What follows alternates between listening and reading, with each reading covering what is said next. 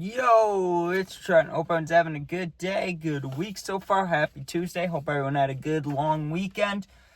I know it sucks going back to work, but hope you're doing good. Anyways, make sure you sub, share, like, comment before we get started. No story today. We got 2025-2026 Bears NFL prediction, right? Or the prediction for this season. I'm pretty sure it's 2025-2026 season, but, maybe I worded it wrong, but we're going to get right into it. This is probably a shorter video, but what I'm going to do is I'm going to say who the Bears are playing each week, right? I'm going to say win or loss. I'm not doing a score, but I am going to talk a tiny bit about why I think they'll win or lose. I feel like this is a pretty fair prediction, but I will give a disclaimer. Yes, I'm a Bears fan, but I'm not delusional, okay? I've grown up watching them just heartbreaking loss after heartbreaking loss after heartbreaking loss, okay? I'm not dumb. I have football IQ, but I'm still a fan of them. Thought I'd let you know that. All right, let's get right into it. Monday Night Football, we got Bears against the Vikings, dude. It's a home game,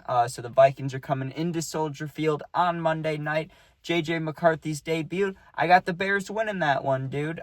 Specific reasons, really, J.J. McCarthy being a rookie. I know he's not a rookie. I know he got hurt last year. He should have been a rookie last year. But listen, okay? It's his first real NFL game, not preseason. And I don't think he lives up to the pressure. On the road against the Bears defense, who I didn't think would be healthy enough for the start of the season. But the only guy they're really missing is Austin Booker. Now, yes, he had a great preseason, but he did nothing last year. So, I mean, it's really just the defense. We improved the defense. We're just missing out on a guy who got like 2 sacks last year. So I'm not too worried about it. I think the key for the Bears winning is cover Justin Jefferson, which they can do with Jalen Johnson, right? If they really need help, go throw Kyler Gordon over there or something. But the DBs are all healthy, so I think the Bears take that one 1-0, right?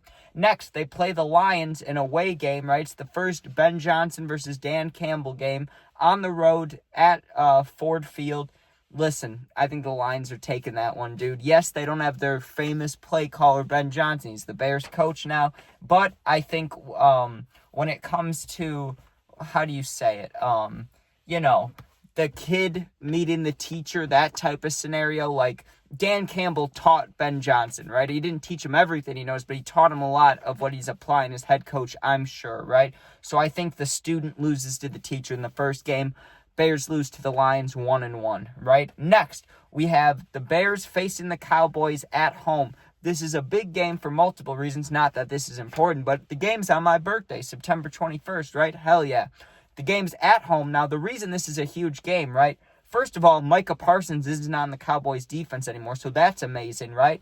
And the defensive coordinator for the Cowboys is Matt Eberflus. Matt Eberflus was the Bears coach the past 3 years. And let me tell you, after watching his sorry-ass zone, soft-ass defense for all those years, I can for sure say the Bears are going to carve him up, especially with Ben Johnson. We've seen Ben Johnson versus Matt Eberflus, 4 times or 6 times already? It's been the same result every time, dude. Ben Johnson wins. So give me the Bears at home with the W, 2-1 now, okay? Next, the Bears are away in Las Vegas against the Raiders. There's not too much I have to say about this game. Yes, the Raiders have Gianti. Yes, they re-signed Amari Cooper, but it's not going to be enough, dude. They have no offensive line. I was going to say who's their quarterback. They have Geno Smith. That's acceptable. That's a quarterback. I'll give them that.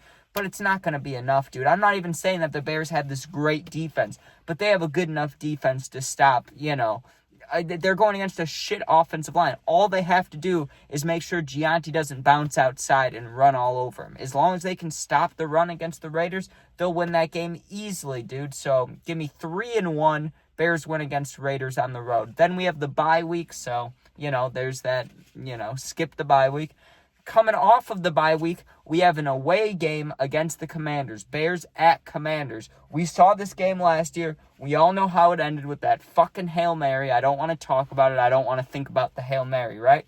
Listen, the Bears had that game won. Yes, they did shit most of the time, but they came back and they had the game won until the Hail Mary. That's why I don't feel any pressure saying they're going to win this game. I think they get revenge on the Hail Mary and they win, dude. Now, yes, I know what people are going to say. Jaden Daniels is better than Caleb Williams. Terry McLaurin's better than DJ Moore. I don't care, dude.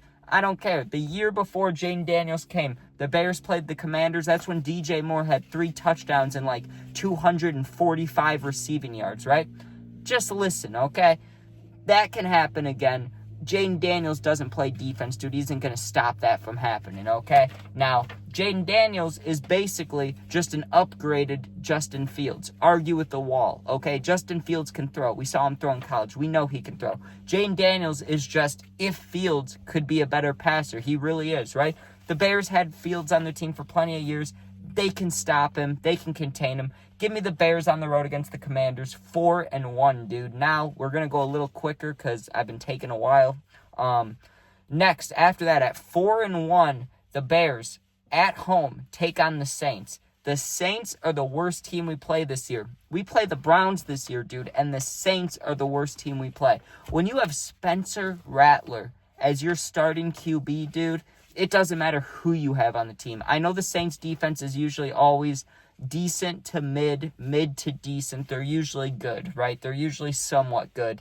But that offense is going to be terrible, dude. I don't care if you have Alvin Kamara. I don't care if you have a somewhat good offensive line. Maybe they do, maybe they don't. I honestly don't know about their offensive line. But I know Spencer Rattler isn't getting the job done. There's nothing else I have to say about that. And if Tyler Shue comes in, that's not going to matter either. He's not going to happen, dude. So, at this point, we have the Bears at 5-1. Now, you may say, that sounds crazy. There's no way. They were 4-2 last year, dude. They could have easily been 5-1 if a certain games go their way. I'm just saying, okay? So, it's not that rare of a thing to think about. It's not like, oh my God, 5-1, that won't happen. It could happen, okay? I think it will. Next, the Bears go on the road against the Ravens. I have nothing to say about this game. We know how that will go. Bears lose, all right? So at this point, we're 5-2, and the Bears take on the Bengals. Now, our defense against their offense, I don't think is enough. I think that the Bears would lose to Joe Burrow. But with how shitty the Cincinnati defense has been the past few years, and the way that, kind of in the midseason, they actually start doing good. That's usually when they start turning it around. But something about this year, I think maybe they get those wins earlier in the season, and then they start losing. Either way, though, their defense can't stop Caleb Williams, Ben Johnson, and all those playmakers. So give me the Bears on the road against the Bengals. That makes them 6-2 in my predictions. Next up, we have Bears at home against the Giants. Not much I have to say about that game either. Yes, Jackson Dart is definitely better than Daniel Jones, so it's not just this will be a super easy game. But what I have to say about that is the Giants' offensive line, okay? Yes, they added a few additions, but we've seen how they choked in, in Hard Knocks. We just know right now the Giants organization, they aren't doing anything big, anything crazy, so give me the Bears dub on that, making them 7-2. Next, Vikings. The Bears play the Vikings on the road in Minnesota. I think they sweep the Vikings this year. Just like week 1, I don't think J.J. McCarthy will have the answer for the Bears defense. Argue if you want to.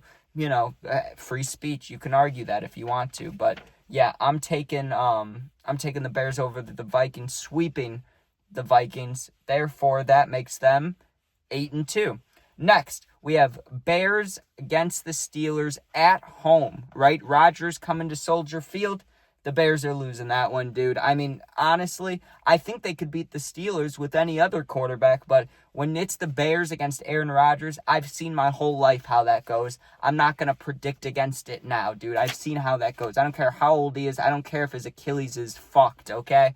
The Steelers are beating the Bears because they have Rodgers. So that makes them 8-3. Next, the Bears play the Eagles. Nothing I have to say about that game. Super Bowl champion Eagles. Yes, we're losing. Okay, so that makes us 8-4, right? 8-4, and then they go on the road to play the Packers. I think this will be a very, very close game, but the Bears lose, right? Which now makes them 8-5, losing 3 games in a row after that. So, they're heartbroken. The fans are stressful. They're like, oh my God, we started 5-1. We're 8-5. How are we ever going to make the playoffs? Well, this is how, dude. This is how right here. The Bears play the Browns at home. They're going to dominate no matter who the quarterback is. Joe Flacco, he's going to get sacked. If it's Shedeur, he may be able to run around, but he's going to throw picks. And if it's Dylan Gabriel, God, you guys better hope it's not Dylan Gabriel. All right, Bears beat the Browns at home 9-5. Next, we have Bears at home against the Packers after losing to the Packers a week before the Browns game, so 2 weeks ago now in my predictions, right? I have the Bears getting their revenge win at home, so the Bears and Packers split their series. That would make them 10-5, all right? And then the final 2 games, the Bears on the road play the 49ers, right? And they lose that game, which would make them 10-6. Now, finally, 10-6, you can make the playoffs or miss the playoffs in this day and age at 10-6, because just like last year with the NFC North, 3 teams made the playoffs. So the Bears could be in third at 10-6, and depending on the other teams, they could either make it or not make it. Who knows, right? I say they lose to the 49ers. I already said that, right? So the final game is against the Lions. Earlier in the season, week 2, I already predicted it. The Bears lose to the Lions, right? This is the game that either makes or breaks the playoffs, in my opinion, because I think the NFC North will be good, right? But listen to this. I think the Bears at home get their revenge win against the Lions. Ben Johnson shows Dan Campbell, hey, look, you may have beaten us week 2, but look at us winning to get into the playoffs. Bears win. Final record, 11-6. Playoffs, baby. Playoffs. So go Bears. I think they'll make the playoffs. That's all I got to say about that. Thanks for watching. Be safe. Let me know what you think in the comments below. Peace out.